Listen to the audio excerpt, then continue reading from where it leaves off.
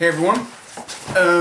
I decided to make I'm not going to say quick because it's not going to be quick, make a review of a movie I saw today, namely Pirates of the Caribbean on Stranger Tides, which also had its worldwide premiere today. I went to the first showing and was shocked to find I went at 12 o'clock, like noon, and usually that means that the movie theater is dead, like no one's there except maybe me and 10 other people, even if it's in like the big, like 550 seat big theater. But I was surprised to find that over 150 people were sitting here watching this movie, a lot of them kids. Now, I guess I should just explain my thought on the previous Pirates of the Caribbean movies quickly so you know where I'm coming from. Immediately, some of you are going to think that I am the wrong person to be talking about this franchise because I have to admit, I do not like Jack Sparrow. I liked him in the first movie, and I kind of liked him a little bit in the second film. But the problem is that basically, I'm going to be making a parallel between another film franchise throughout this review, because I was actually thinking about the parallels when I was watching On Stranger Tides. I want to make it like sort of like a little, like just look and compare to The Matrix. And I know, like, Matrix, what are you talking about? There's no actor who acts like Johnny Depp in The Matrix. In fact, The Matrix has the exact opposite problem with pirates. We're having characters that literally have no real defining personality characteristics at all. No, what I'm talking about is the overall overall theme.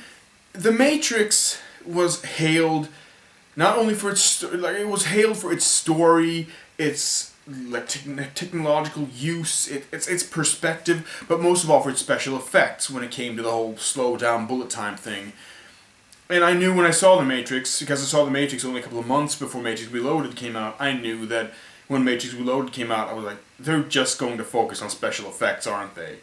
And that was exactly what it was. Matrix Reloaded was a film that focused on the one thing that had gotten the most praise. Same thing with the Pirates of the Caribbean franchise.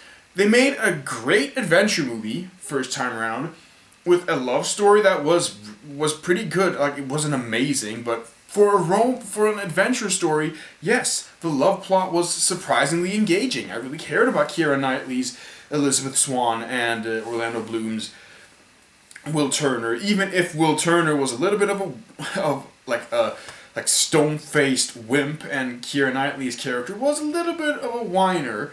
They were still interesting as characters, and I wanted to see them get each other.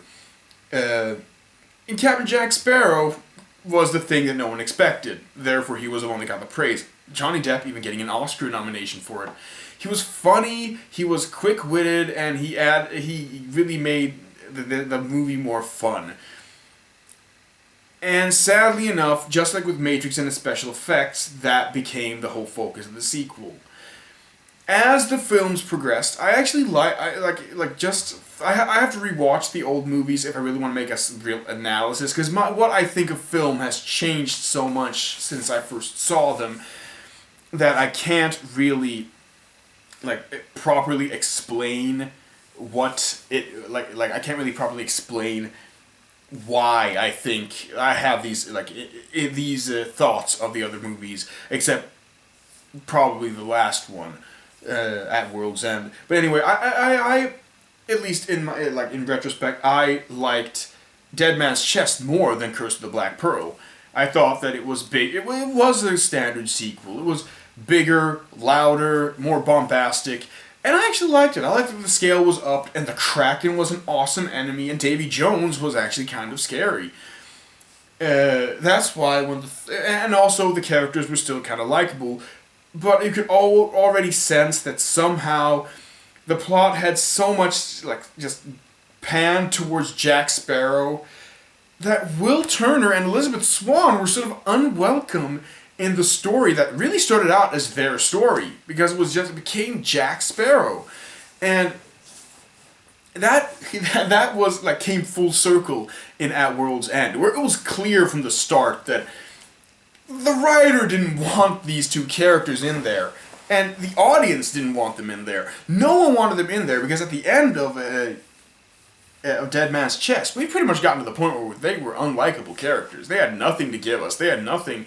Like they were trying to shoehorn in some sort of misunderstanding, but at that point, even I, who was a real rooter for these two characters, who cared about them, didn't give a shit because they were annoying by that point.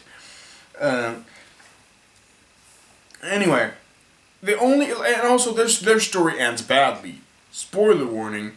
It ends with Will getting stabbed through the heart and becoming the new captain of the Dutchman, which is really fucking stupid because that's not a happy ending to a love story. And guess what? An adventure movie is another word for a high octane love story.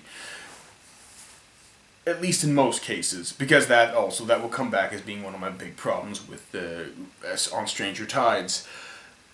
So yeah, you understand. I did not like At World's End. It was overly long. 2 hours and 40 minutes or something. Confusing, plot holes. The film comes with a booklet that filled with questions that had to be answered. And that is really the first sign that your movie has failed, when you have to include a booklet with a DVD explaining things that people didn't understand. I don't care how you try to get out of that. No, it's not cool. You're not supposed to have to include a booklet explaining how things are supposed to work in the world you created. Anyway, let's get to On Stranger Tides.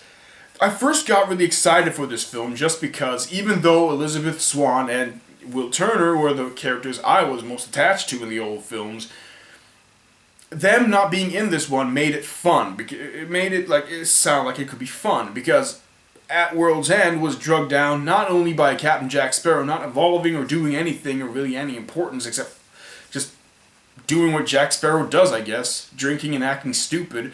Will was a whiny bitch and Keira Knightley was a stupid whiny bitch. So them being out of this meant at least 2 whiny bitches were not in this movie. And I hope that was going to mean something good, which it does to a certain extent, but it doesn't change that one fact that Captain Jack Sparrow is still